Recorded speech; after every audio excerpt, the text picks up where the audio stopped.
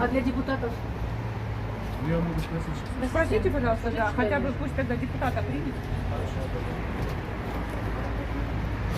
Мы в прошлый раз, неделю назад, оставляли письмо, официальное заявление на имя военного прокурора Набиева с просьбой дать доступ к рабочим местам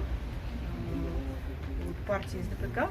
До сих пор никакого ответа мы не получили, нам даже не позвонили, не сообщили, взяли ли в производство это заявление. А у вас есть этот номер регистрации заявления? Да, и сегодня вот пришли, чтобы узнать, идет ли Работа какой-то процесс. Сейчас я пойду. И как вы видите, сейчас нам сказали, что сегодня не приемный день, не будут принимать, и будут сейчас нам давать ответ или нет. Или мы остаемся в военной прокуратуре и будем осуществлять прием граждан прямо здесь.